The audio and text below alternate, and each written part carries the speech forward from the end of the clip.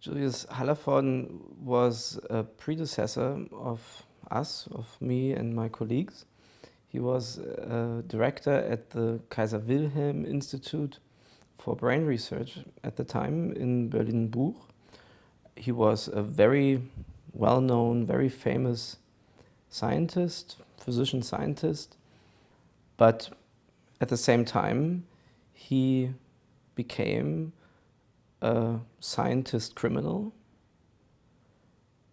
somebody who, in my view, contributed to murder and who did not stop from using the most atrocious crimes to help his research.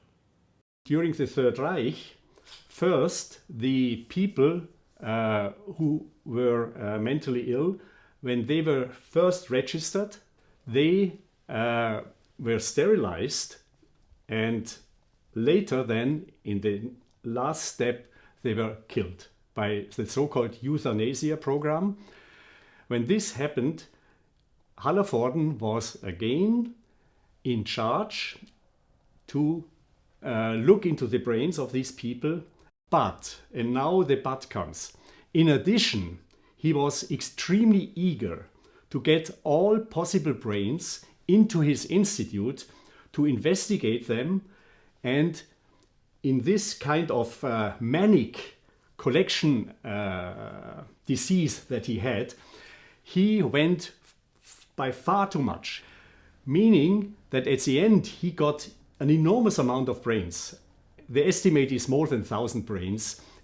And these are the cases that form the basis of the issue that we're talking about today, because the histological remains from these cases ended up little by little finding their way to what became our institute in Frankfurt. From what we can understand in reading all of the texts, it looks as if he had access to the patients, so he was frequently visiting the patients there, and he would identify patients that looked interesting to him, and then by some means order their execution, and then have the brains sectioned and look at the brains of these children. The question arises whether not only he was a passive type of person to get the brains in, but he was also an active person, that he tried to select certain diseases and get the brains of people with certain diseases into his collection. This is still an open debate. However, it has been proven that he was active in Brandenburg-Görden, and he took out the brains of children that were killed within the same day. Yeah, so he knew what was going on. So he clearly knew that these were people who were killed. I mean, one case that was highlighted by Ali is three brothers. Kutschke is their name, or was their name. So they died sort of at successively younger stages. They all suffered from the same sort of neurodegenerative disease. And that's sort of, I mean, that's the way you would design a scientific experiment, that you sort of take specimen at different time points. I think, in the case of eugenics, for example, the problem is that it was the scientists in great part, in particular the medical profession at the time in Germany and elsewhere. Eugenics was not a purely German phenomenon. It's actually extremely active in the US, in the UK, in many places in the world. Was designed by scientists, right? They pushed their agenda. They exploited the sympathies and the resonance they could get from the political regime in all its madness to do what they wanted to do. It was a modern movement to put social policy on a rational basis, but also the scientists were to be in a position of power.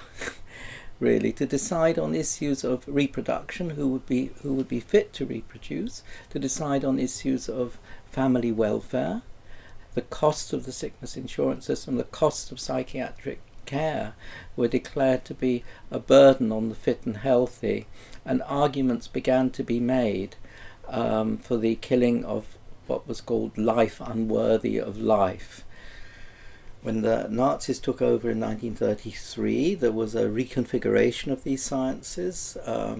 This provided new opportunities for a new generation of researchers like Julius Hallervorden and Hugo Spatz, who came together in the reconstituted Kaiser Wilhelm Institute for Brain Research. And an interesting part is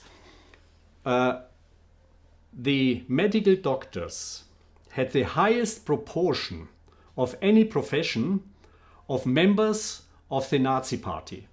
Yeah? So they were particularly infiltrated by the Nazi ideology.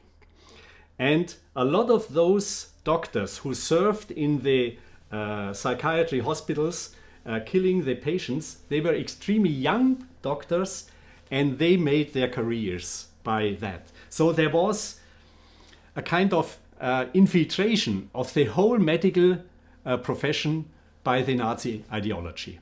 I think one thing that brain anatomists, as general anatomists, want is material which has died, which is fresh, so that the conservation process can be done as quickly as possible. And when Julius Hallervorden heard about euthanasia, he saw this as a great opportunity for his research. Now we also know it went beyond just taking tissue from patients that had been murdered. The scientists also actively asked for specimens from patients, calling up those clinics, asking whether it would be possible to also have maybe the brain of the sibling for control. And so I guess there is proof of evidence that there was intentional killing in order to obtain material for scientific purposes, as horrible as it sounds. So the gassing of the patients, that was stopped. However, from 41 to 45, the so-called wild euthanasia, wild meaning just have the individuals from starvation by injections and other means killed. So this wild euthanasia continued throughout the war. So at the end, probably in the first part, 120,000 people were killed in the first stage of the euthanasia. And until the end of the war, probably up to 300,000. I mean, I think it's important, it is right, it's important to look at things in this context, although for us, today it's almost impossible to imagine the mindset that they would have. And it's true that if you look at what Hallervorden said in his defense, and actually he wasn't even defensive about it, it wasn't as if he felt as if he had bad intentions. It seemed to him scientifically legitimate to do this. But of course, now it seems absolutely horrific. I think you could say, okay, given the context, we need to interpret it in the context, but for me, I feel like some things are so horrible that the context doesn't matter. This is actually a context that I often hear now that we're discussing these histories or this history again extensively. The notion of explanatory, if not permissive or exculpatory even context. So, and I'm very much appalled by that because yes, there was eugenics movement and sterilization, for instance, of diseased or disabled patients was something that did also happen. And as bad as that is, that may be contextually explained. But murdering patients at no time, also then, was legal. and at no time was morally excusable. So this is really the breach. This is the difference between something that's maybe whatever general societal movement and murder. So this is a crime, and this was a crime back then. It had been a crime for decades back then. It's not that these were just moving morale or moving moral standards. No, this was a crime back then, had been a crime for a long time, and by no means was it excusable by the circumstances. So I think this has to be very strongly stated. When I was reading the literature that has been put together about the 100 years of science at the Institute, I was particularly shocked to see the crimes that were committed in the name of science, but I didn't find any legal ramifications for the people who committed these crimes. The crimes were very well documented. It was clear, but looking back after the 1945 period, there wasn't anybody who went to jail or paid fines or lost their positions. And this was something that I found particularly troubling for me to see, that this was the way the society at large was dealing with these issues. I think if you look sort of historically, there were multiple periods of time or opportunities where, the right thing could have been done, and it wasn't. In 1945, Leo Alexander, an American neurologist who was trained here in Frankfurt by Karl Kleist, he came and he interviewed Hallervorden because the Americans and British, they knew that the Nazi regime had done extremely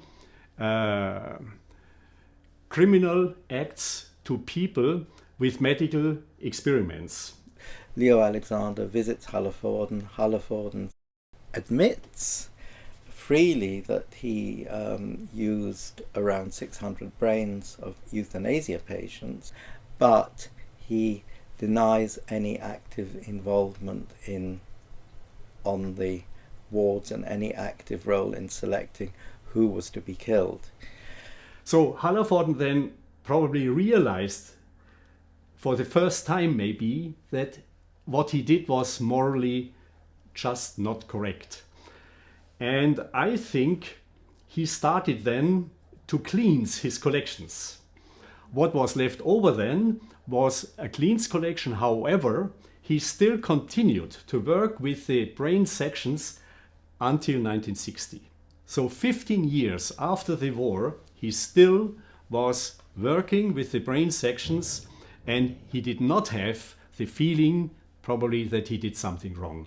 And I suppose he never had this feeling. So the outrage for me is not only what he did, but the fact that nothing changed afterwards, and he continued to build a career with material acquired during this period. He is on the margins of the Nuremberg doctors' trial, but on the one hand. On the other hand, he has a seamless career. I know that the international societies for neuropathology knew about it and had avoided him for quite some time. But I also know that quite late in his career he was re-invited to give presentations, so the community of neuropathologists re-accepted him, even though it was known what he had done. And who wanted to know could know, because there were books around. And after the Auschwitz trial in Frankfurt, everybody was aware of it, of all the details. So there's no excuse of not knowing. So I think the only way to consider this or analyze this or understand this is as a global attempt at, or a national attempt at dealing with a massive disturbance, a total breach in standards, as it's being called, really a rupture in civilization. And I think only in this context and the magnitude of this context can be understood how then people try to live with it in one way or the other, and a major solution seems to have been silence.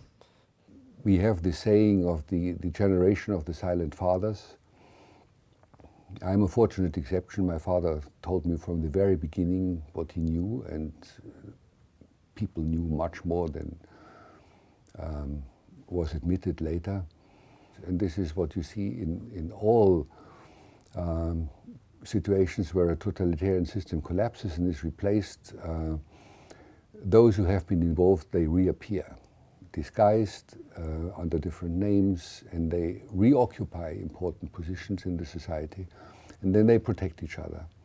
But you should be aware, after the war, of course, the police had to continue. The state employees had to continue. The Foreign Office had also old Nazis in. Even Adenauer's head of the Chancellery was a former Nazi. And the same holds for the Kaiser Wilhelm Max Planck Society. The general director was before the war or during the war and after the war the same. And the president of the Max Planck Society, after Max Planck, Otto Hahn, was Adolf Butenandt. And Adolf Butenandt was clearly already before the war involved with the Third Reich regime. So, and therefore you could not expect that there was a complete break, yeah, and a complete restoration of the moral principles immediately after the war. It just evolved gradually, and in 1968, the student revolution, it really gave it a kick in the right direction. In 1968, people really had enough distance from this to really demand that the remaining people who were active in the Nazi time step down. And I think it takes apparently a long time until a society is able to deal with something like this in a slightly better way. So when Hallervorden retired, his former co-worker, Wilhelm Krücke, who was serving since 1936 in the Kaiser Wilhelm Institute and who was at that time professor of neuropathology at the University of Frankfurt, Wilhelm Krücke succeeded Hallervorden as the director of the neuropathology department of the now Max Planck Institute for Brain Research. And they were then running the institute until the late 70s, when they retired. And in 1981, Wolf Singer and myself, we became the young directors of the institute. I met Krücke, and he had moved out of the office, which I took over a day before. Yeah, so there was a complete switch within one day. However, what was not switched was all the corridors were filled with cabinets, and in these cabinets there were small drawers, and those drawers were filled with 10,000s of brain sections. Yeah, so I asked Krücke, what should we do with all these sections? He knew exactly, because he took out some of the brains in Berlin-Buch himself. So he knew exactly what it was. I asked him, what do we do with these sections? He said, oh, you just can forget about them. These are mainly brain sections of stroke patients, which we had in Frankfurt collected during the years for medical reasons and so on. Just you can throw them, or bury them, yeah? Just get rid of them. For me, those were pathological slides, and I knew that they exist in all pathological institutes in huge amounts, and so here as well. So I didn't make the connection, even though I could have. Had I had a trigger, even though I didn't know, I knew we had all sorts of slides from Berlin-Buch. I could have, probably if I had been attentive, I could have done what Ali did, become suspicious, saying, I know what happened in Berlin-Buch. I read the Alexander report. I know who Hallervorden was. He was involved. Do we have slides of Hallervorden? So I think we could have pushed this inquiry had we felt, at least I didn't, responsible for this collection. So in 1986 then, Götz Ali, who knew a lot about the history, he was aware what was going on in Brandenburg-Görden, yeah, which was the place where Hallervorden was the prosector. So he came to the institute and then looked through the sections, and he clearly, from the date when 30 children were killed, he could really infer that these were victims of the euthanasia program, because they all died on the same day. So I got in contact with Götz. He told me about his suspicions, and I remember that without having asked anybody, I invited him to come and see what he sees, what he finds. I opened all cupboards where the dossiers were, and so he took photocopies. I remember we were sitting many hours here also in the evening. I didn't let him alone, which I couldn't, because he was not a guest of the institute or so, but I was here when he was here, and he had free access to all the dossier and all the photocopy facilities. So he copied a huge amount of paper and then evaluated it by cross-correlating what he had seen in our papers with the documents he had found in the clinics that performed euthanasia. And by this cross-correlation analysis, he found that, yes, specimens that had been in our files corresponded to protocols he had found in those clinics. And that, of course, was a very, very important step, to have this as written, documented, and non-revocable proof. Because, again, excuses had been found all the time, including saying one cannot research these sections for medical confidentiality reasons, or Ali, you're not a medical doctor, you cannot access these sections, and all these totally absurd arguments, which I can only see as an attempt, a global attempt, common attempt to hinder and hamper revelations. And in that sense, Ali's investigations were absolutely groundbreaking, at least for our institute and the society, the Max Planck Society. And I think I'm just grateful to Götz Ali that he did not stop and did not get deterred by all the forces working against him. Even though I think his MO and the style of his investigation and so on could be criticized as not being totally objective, when you realize that that was met with so much resistance and refusal to help. Yeah, at some degree you sort of understand the anger. I remember vividly meeting Götz Ali in 1985 when he was rightfully highly indignant and steamed up about these issues. For him, it was a question of accusing the perpetrators and attacking the German establishment, which for him showed direct continuities of the old Nazi establishment.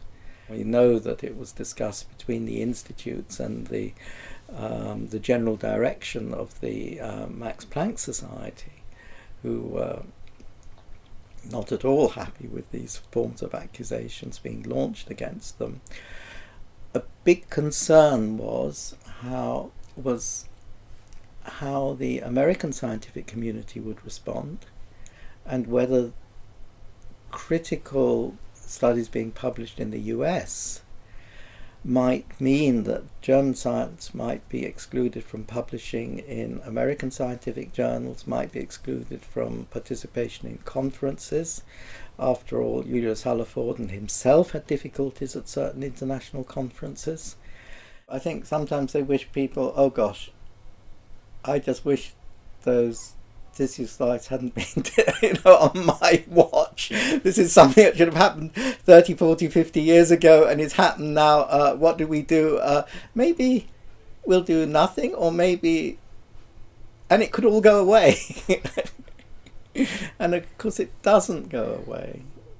Now, what I didn't know is that the Max Planck Society was having problems with Götz Ali.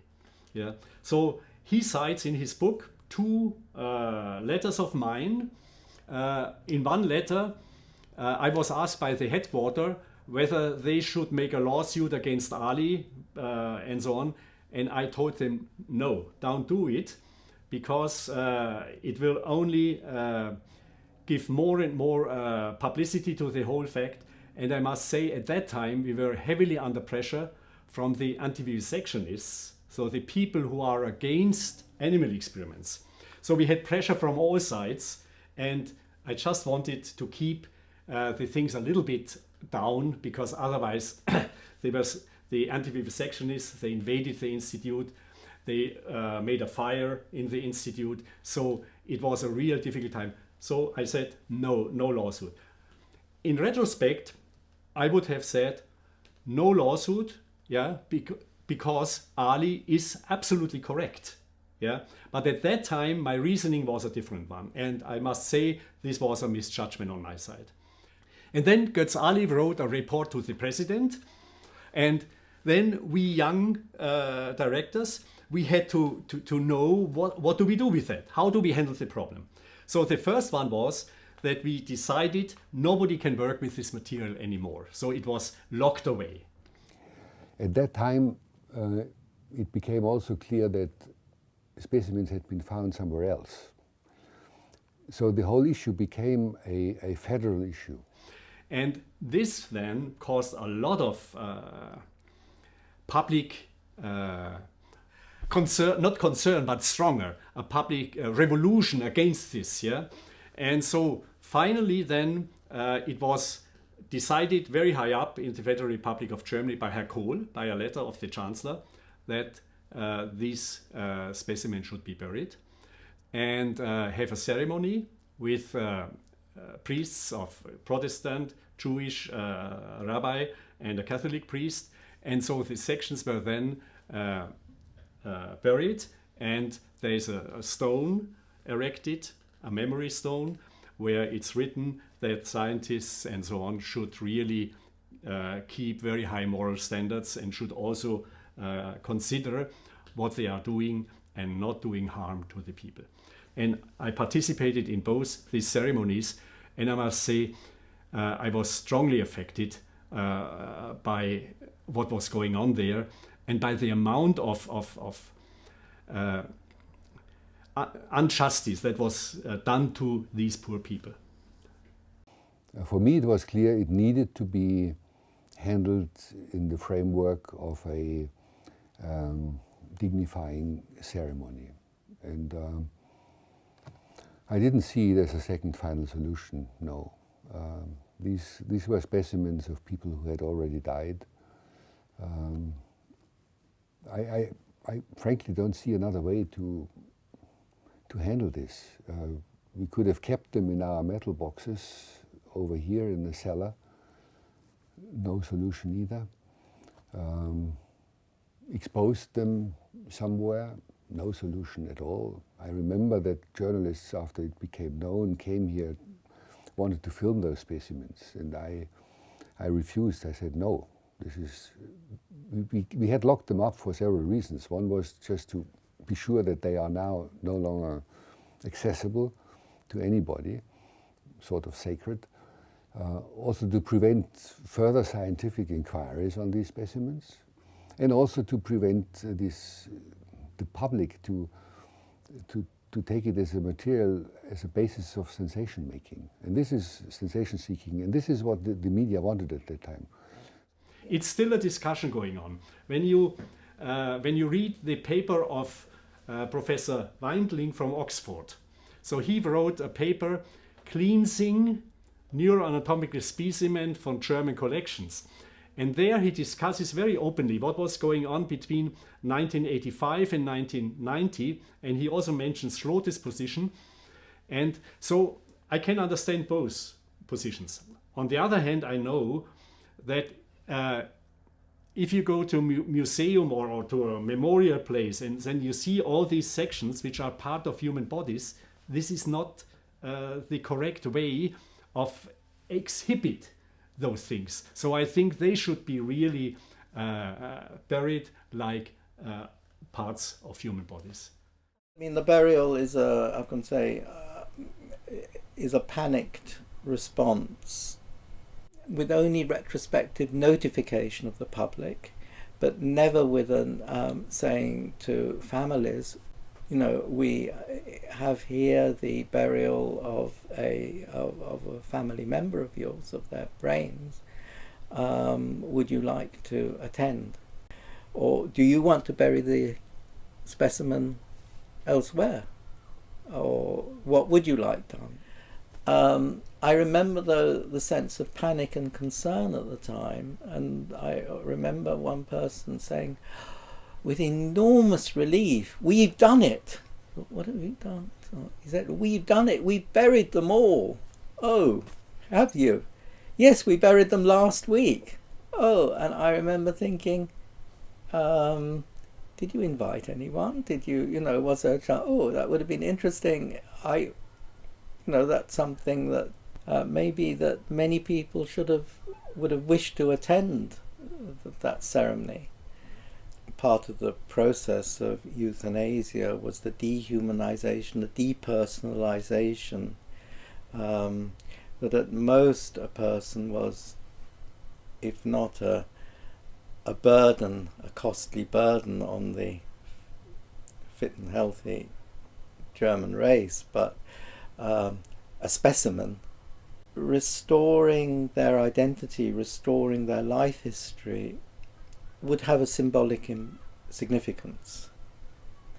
And it would also have significance to the wider public, because if brothers and sisters and parents and nephews, nieces, great-nephews, nieces, or whatever, were still alive, they would wish to know, because after all, that person was just written out of their family in some way, and there was a sense of loss and sense of concern very often, but you don't know what happened to them.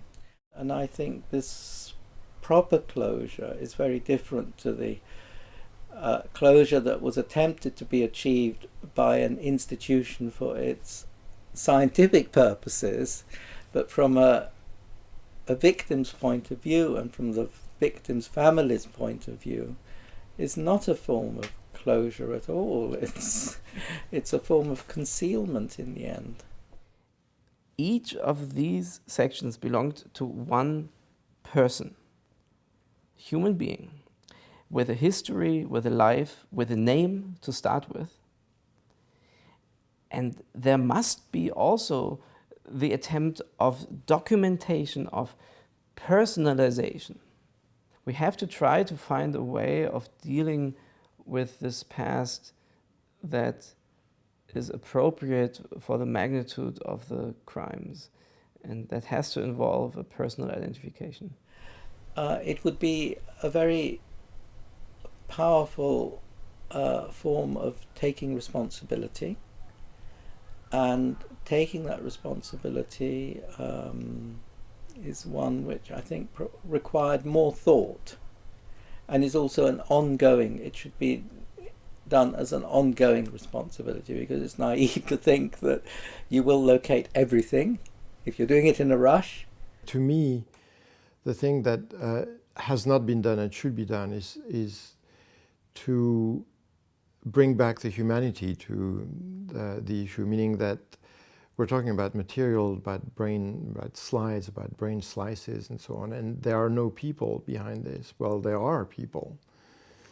And so I think that what we would like to do is, for all cases for which we have names and identification and so on, to put back those lives on what happened. And I think that's the next thing for us to do, both for those identified people and kids who were killed and whose biological material, for lack of a better word, were buried in the 90s, and then for whatever new materials might turn up, sadly, in the future, which might happen.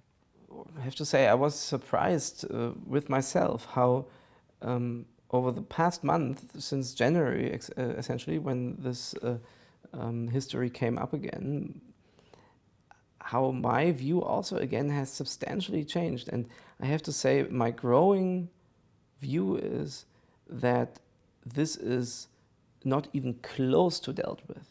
To the contrary, it's not dealt with and there are some things still popping up. No, my growing impression and opinion is that the magnitude of these atrocities and the unexplicable, well, that's actually a difficult term, the just terrifying magnitude of the crimes committed and the magnitude of all of this will haunt us for long and should haunt us for long.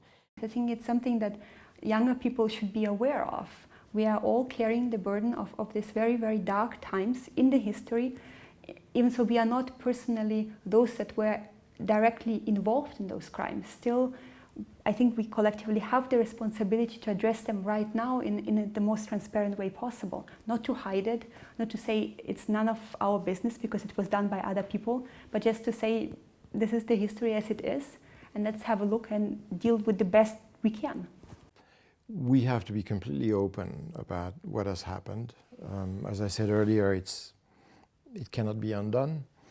And the only thing we can do now is to use this sad history in a positive manner. Be open about it, use it, learn from it, use it to teach next generations, use it to remember those people, and sort of establish a basic behavior of commemoration and memory, because they deserve it. Also, I think a very good suggestion that came up is to have sort of half a day a year of sort of a dedicated remembrance, especially then for the new people, to really make this part of their picture of Germany, part of their picture of science, and to reinforce the idea that, I mean, of course, as a scientist, like in any other profession, you do have, a huge responsibility. One of our plans is to have every year an event related to ethics in general and ethics in science. Talk by an ethicist or philosopher, and sort of force all of us to think about this and use it as an education for us. It seems pretty clear that in order to not make a mistake again, that you need to share the information and you need everybody to understand. You have to keep this idea alive. I mean, that's kind of what we're trying to do here, so that it's not forgotten. I think you should have a continuous type of either exhibition or a movie like that.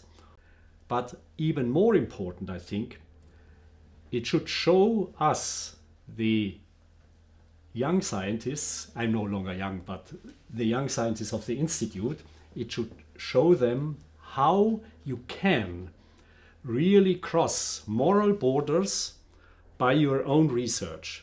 This should stimulate us, that we are much more critical, asking ourselves, so is that what we are doing?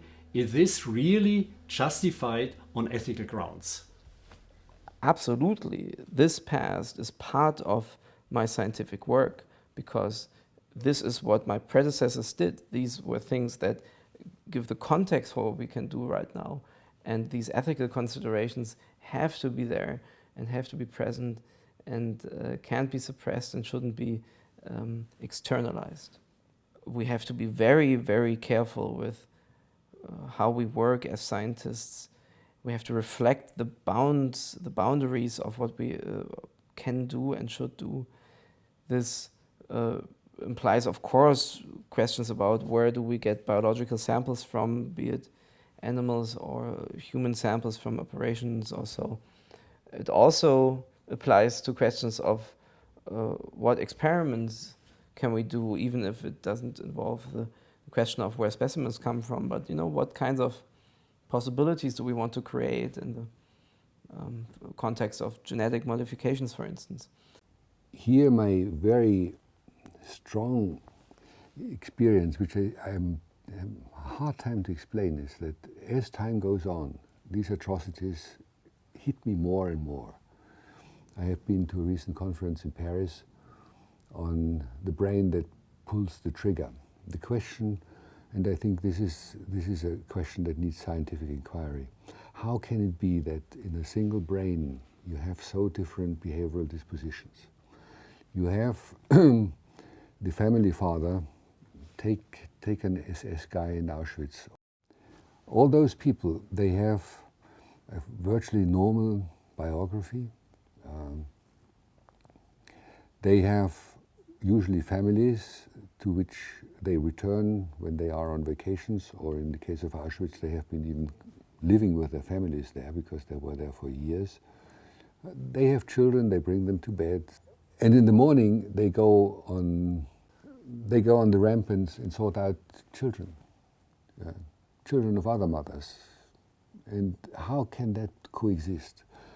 And there is no explanation so far, except the statement, it is possible. And this is, I think, a very, very worrying observation that probably each of us, if brainwashed enough, if motivated enough, or if humiliated enough, or if suffering from too weak an identity that needs a group in order to be consolidated, is capable of doing these things. And this is what that worries me most as a present problem. And you have it happening all over the world every day. And so, is there a way to educate our children so that they become resilient against such behavioral dispositions? If you have a recipe, tell me. It was a majority opinion. Somehow it developed. And looking back, it looks like as if there were aliens governing this country, but these were not aliens. These were people who were still part of the society, that remained in the society for years on, until 70 years later.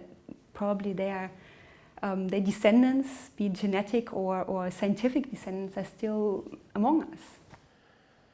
Yeah, it's a sort of it's extremely troubling but interesting, but it's sort of a collective madness where you participate in a global framework that justifies any kind of action you decide is right or you would want to do. It's humans who do this. We are humans. We can all do this. This is what's scary.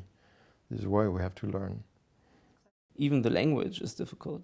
How do you talk about that time without making the obvious excuses in your language, as we discussed, saying the Nazis, or Germany was captivated by a Nazi regime, or Nazi doctors. Hallervorden was not a Nazi doctor, by all we know. I mean, maybe he was kind of sympathetic with the Nazis, but no, he was a major scientist who then committed murderous crimes. Of course, there must be something wrong in these brains at that very same moment in order to be able to do that. And you can also extend this problem to the judgment of criminals in general. Of course, something in their brains must be other than it is in yours and mine in that very moment, because we wouldn't simply not do it. Which is no excuse. I mean, there is no excuse for this. There's no excuse, and there will never be any excuse, even if we fully understand. Now, there is also no excuse for other reasons.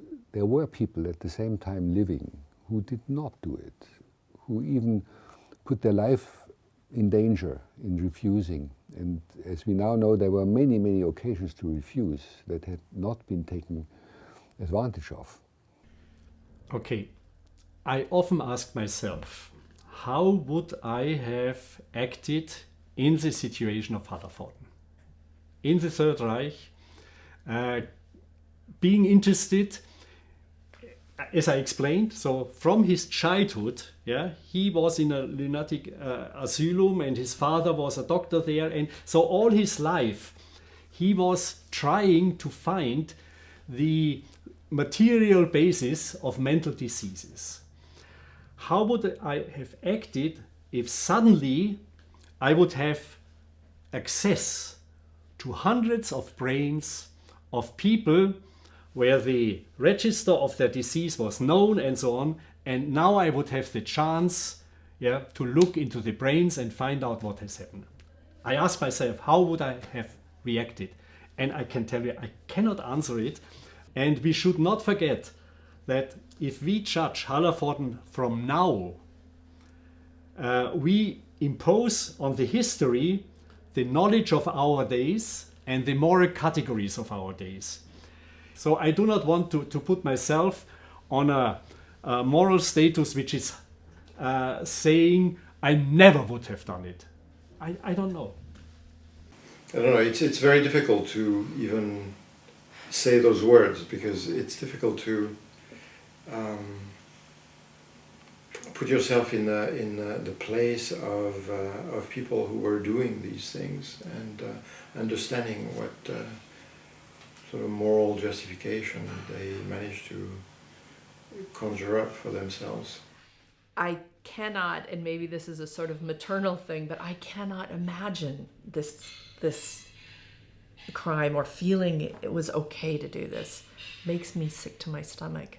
I mean, I cannot create an excuse for him. The part of me that says, oh, let's put it in context is, you know, this very high-minded intellectual sort of thing that, oh, we should withdraw ourselves from the emotions of the situation. But as a human, I am sick about it, just sick.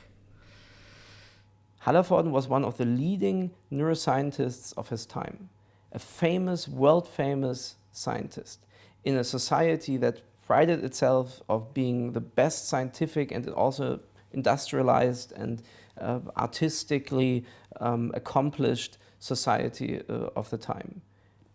A director of an institute like this, of our predecessor institute, famous, you know, within the society, high standing, all of that.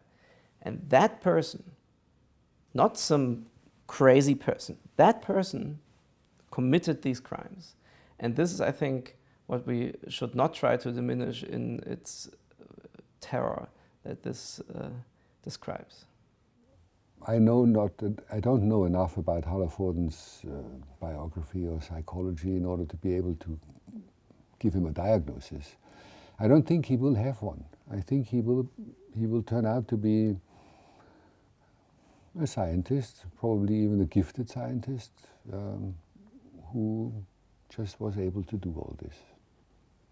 What I'm definitely very, very skeptical of is the attempt to label those criminals that we know about now as, again, you know, deviated somehow, you know, with some deviation, difficult psychology or difficult past, or what does that mean? I mean, this is so simplistic in an attempt to maybe again find simple explanations that allow us to distance ourselves and say that was his problem, and you know, none of us, of course, has this condition, so no problem.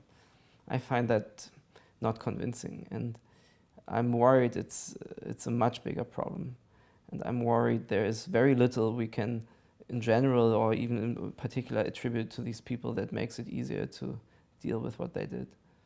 I think these were humans, Germans, scientists. That's what they were, and they did what they did.